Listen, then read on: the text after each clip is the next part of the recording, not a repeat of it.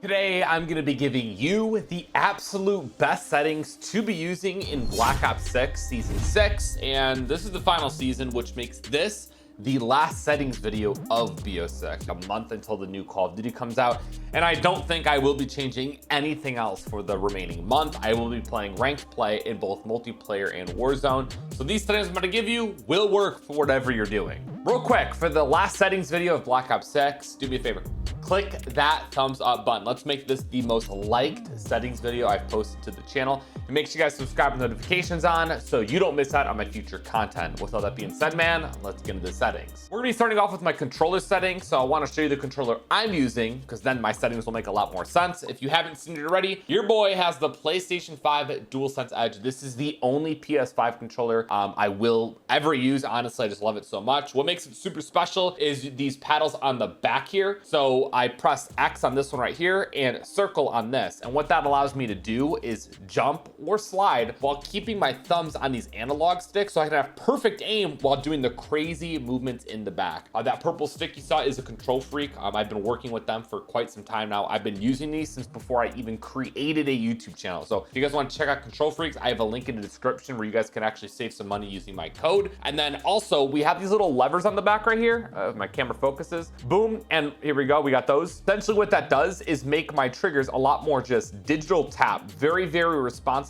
and very, very quick. You can cop these controllers at like Target, Walmart, your local stores, and man, oh man, I've had this for 6 months. I don't think I'll ever use a different controller. And I also have really sweaty hands. I use this gamer grip. I am not sponsored by these guys, maybe one day, but my hands get really sweaty. So before I game, I throw a little bit of this on and I'm sweat free for like 4 to 6 hours. Now getting into the actual settings, my button and stick layout are both default. Why is that? Because of those paddles on the back of the controller I just showed you. My horizontal and vertical stick sensitivity are a 1.70 for each. Very standard. I think this is a universally loved sensitivity. It's not too fast, it's not too slow. I find it to be perfect. And if you don't know where the perfect sensitivity is, start off here and then work your way up or down depending on, you know, whatever you need, whatever fits your needs, and find a sensitivity that isn't too fast or too slow. That's the perfect one. Moving down here, my triggers and bumpers, I do not have them swapped. As I showed you my controller, I have those very responsive triggers, and I personally just feel a lot more comfortable using triggers over the bumpers, but that's personal preference, so do what you want there. What isn't personal preference? Controller vibration. Turn this off. I know some of you kind of like it. Turn it off. It's actually messing up your accuracy. Give yourself like 1 to 2 weeks with this turned off, and you're gonna notice a noticeable increase in your accuracy. A trigger effect, I don't think this is on PC, but for console players, turn this off. If you have anything other than off, your triggers are going to feel a lot heavier. It's going to be a little bit harder to press down on them, so you definitely want to turn the trigger effect off. Dead zones, pretty standard. Left and right minimum are both 7.7, nothing too crazy. My left stick max, on the other hand, is an 80. So essentially, once my left stick hits that red line, I'm running at maximum speed. It activates my tactical sprint, so it makes things just a little bit quick, which is great. Right stick max being 100, again, very, very standard. It's what most people do. L2 and R2 button dead zones, make sure these are both 0. Anything over 0 will actually give you a delay in your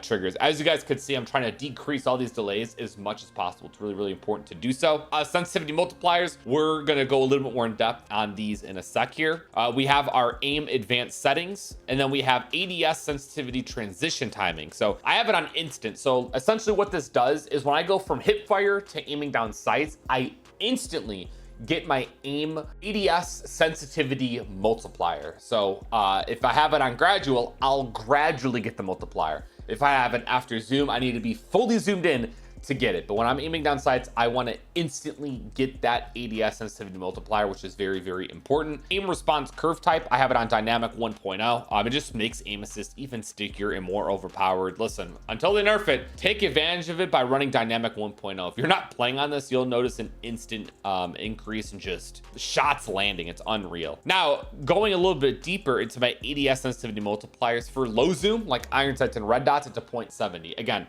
when I'm latching on an enemy, it'll not move at all because of how slow this is. So in combination of my ADS sensitivity multiplier being slower and aim assist being so strong, this is like pretty much like aimbot. It's unreal. Anything after a 2 times, I have like a 0.95. Those are a little bit more zoomed in, and I want to be able to drag them around the screen since it's more zoomed in.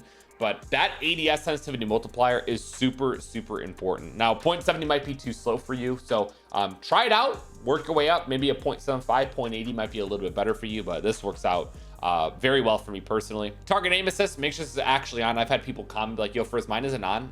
Thanks for letting me know. Turn it on so you can actually take advantage of aim assist in COD. For movement, I have tactical sprint assist, just allows you to attack sprint a lot quicker. And then when you click show more, make sure you have the sprint assist delay 0. Why in the world would you want a delay in your sprint assist? It doesn't make sense. I also have sprint assist sideways and backwards on, so it helps me take advantage of that omni movement. Going down, slide and dive behavior, mine's on slide only. I am mature enough to acknowledge that this is not the best option. Hybrid is the best option, but I'm gonna be very honest. I always end up dolphin diving when I don't want to, or sliding when I don't want to. So it's hard for me to like just distinguish the two in my control. So I just stick to slide only. I think diving is so situational, and sliding is something I do literally 24/7, so I'm sticking to slide only. But I do acknowledge that hybrid is the best option if you can master it, and just, you know, you can get the best of both worlds in one movement. Moving down, the rest of this is very standard. Sprint restore, slide, maintain, sprint, both are on. Just adds more fluidity to your overall movement. Movement advanced settings, I have single tap run. Doesn't really change too much there, but everything else is default. I got out of there a little bit too quickly. And then we have vehicle advanced settings, which are left default as well. Going on to combat, weapon mount activation is off. I don't mount at all, whether it's in Warzone or multiplayer. It's probably a lot better to do in Warzone to get that increased accuracy. But what I find myself doing is accidentally mounting in important gunfights. I press a little too hard on my analog stick, so I like to just completely turn this off so I don't have to worry about it. And it's been great for me personally, so that's why mine is off. Moving on, apply all plates. So if you're in Warzone, you have to hold triangle down for just a little bit of time, and it'll apply all the plates you're missing, rather than having to hold it down for each individual play. Just makes things a little bit easier on you. Combat advanced settings, I have tap to reload. So I simply tap square to reload my weapon, just makes it a little bit quicker. Prioritize interact is what I use in Warzone, so I can spam loot, makes things a little bit easier to just play, in my opinion. And we have my overlay advanced settings, pretty default, nothing too crazy there, but whew, that was a lot. That's gonna wrap up the controller settings. We then have my graphic settings. You can see there's not a lot here because I am on a PS5 Pro. A lot of people who've came to the live streams over the past few weeks didn't even know I was on PS5. I swapped a few months ago because I was just sick and tired of playing cheaters in ranked play, so I could just play console only ranked. And I was tired of getting limited matchmaking because people were stupid thinking I was cheating, so they report me and then I can't play my account for a week. They need to fix it, man, they do. But I'm on a PS5 Pro. I absolutely love this thing a lot. So 120 hertz refresh rate. I'm on 1440p 120. It's smooth, love it. Console's really good. Don't knock it till you try it. We got ourselves the brightness here, 50, pretty standard, nothing too crazy. Quality, this is just gonna make your game look significantly cleaner, so make sure you turn all those motion blurs off. It literally adds blurs, which is dumb. Depth of field is off, fidelity cast is on, just kind of sharpen some things around the map, and it's on an 85. On-demand texture streaming, optimized, and then I have the allocated texture cache size to large. Going over to view, I do have on my field of view, which is a 115. I think 120 is a little too much for me. Maybe I'm hitting unk status, and anything under that, maybe it's a little too zoomed in. I think I could play on a 110 to be completely fine, but for multiplayer specifically, like the sweet spot is like 105, 110. That's where you want to be at. That's what most players, most pro players do. But I play both multi and Warzone, so I need to bump it up a little bit more. For Warzone, most people do 120. 115 is just a sweet spot for me. ADS field of view is affected. It gives you like a visual recoil reduction. It again, visually, it's legitimately not reduced, but it makes your weapons look a lot more accurate. Weapon field of view is wide. My weapons appear smaller on the screen, which I like a lot. I don't need my weapon big on the screen if it's a little bit smaller. I can just kind of get a better view of where enemies could be at. First person camera movement, make sure it's 50%. The camera's just gonna shake less. Again, your game will just look a lot better. And then I have inverted flashbang on. I feel like it reduces the effects and it's not super straining on my eyes. The graphic settings were just super straightforward. Nothing has changed here in a while. Then have my audio settings. Master volume is 52. I recommend changing it to whatever works for you.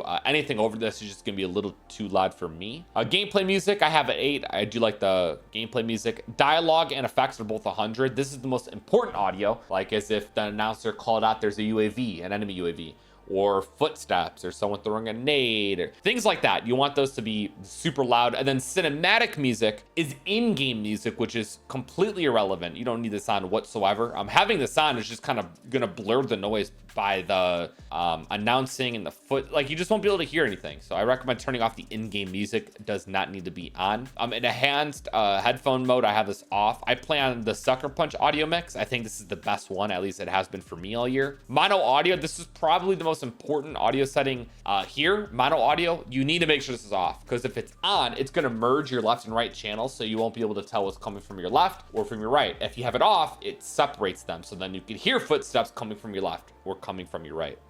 Asymmetrical hearing compensation, I forgot when it was, maybe like season 1 or 2. I heard that asymmetrical hearing compensation and Sucker Punch were a really, really good combination, so that's why I've been running it. It's been working for me. Reduce the tinnitus sound. This reduces the blaring, concussion, and flash noise, so it's not ringing in your ears, so it reduces those effects, which is obviously great. And then here's the hit marker preset if you care. Voice chat. Again, this is just particular to my mic, which is my controller. So yeah, you have it there. Those are my audio settings. Moving on to my interface settings. Some of the things in here are some of the most important settings in my opinion. So we're starting off with gameplay tips, tutorials, and tool tips. I have all this off. This is just extra stuff on my screen that doesn't need to be there. If you want to see if you're lagging or skipping, whatever it may be, here's the server latency and packet loss you could turn on. You could turn the clock on there, or any other network in-game icons of latency variation, packet burst. You get that gist. I have the subtitles off. Again, don't want that on my screen. Color customization. I do get asked about the coloring of my game quite a bit. So essentially what I do here is I go down to these color filter settings. I do filter 2, and then the target is both. And then I have world and interface color intensity 100. It basically just kind of brightens up the colors, makes them a lot more bold, therefore making your game look a lot cleaner. So there's where you do that at. Gameplay HUD. I bring in my HUD pretty tight as much as I possibly can. Essentially what this does is allow me to kind of quickly glance at my ammo or my field upgrade, my kill streaks, or how close I'm earning them, or my mini map. And I don't have to look super far away. I can quickly glance and then look at the center of my screen, because that's where all the action takes place. You don't want to get caught looking super far away or whatever it is. So that's why I like to have everything kind of brought into the middle of my screen a little bit more. The multiplayer gameplay HUD, if you want to change it, you can. I personally play on standard. I don't think you need to change anything there. Right here, this is a little bit of a cheat code. You can actually make your mini map a lot bigger. So you can see these images here. I play on a square mini map, and just look at how much more coverage is gotten out of that. So that's why I do that. Minimap rotation is on. Make sure the radar is off. It messes with your minimap. You can actually scale your minimap to make it a lot bigger, which I really like, because minimap gives you so much information, especially when it's like a UAV or hard pop. And then I also threw on the icon scales to make those a little bit bigger. It makes those icons, again, larger for you to see when you have a harp or a UAV on. And then you can mess with some of the other information here if you care that much about it. And then here are my color settings. Again, you can get to it from that gameplay HUD customization.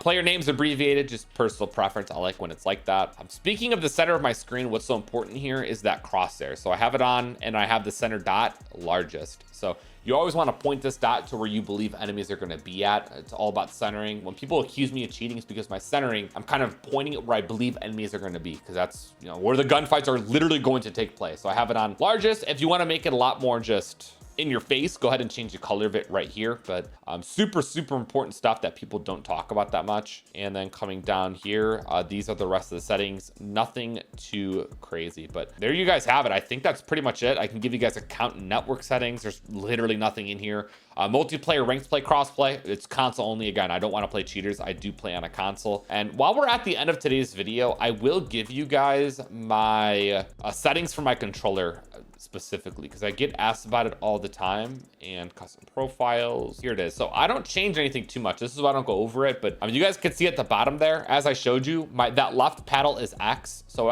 whenever I want to jump, I'm pressing that paddle. I don't press the X button on my controller. And then whenever I want to slide, prone, crouch, whatever it may be, I'm pressing the other paddle, and I'm never pressing circle. So that's the only thing I change. Other than that, I left the dead zone. I don't like messing with these on the controller, so I just leave them default. Trigger dead zones, again, left alone, pretty default. Vibration, I don't like vibration. I have it off in game, so I turn it off with the controller. And finally, a trigger effect intensity. I have them strong, so it makes the triggers just as quick and as responsive as possible. So there you guys have it. Those are all of my settings. I don't plan on changing anything else for the remainder of Black Ops 6. So there you guys have it. If you guys have any comments, questions, or concerns about anything I went over, please let me know. Before you head out, again, click that thumbs up button. Let's make this the most liked settings video of BO6. And that's pretty much gonna wrap it up. Hope you guys enjoyed. I'll see you in the next one. You guys all stay safe. Have a great day and I'm out. Doses.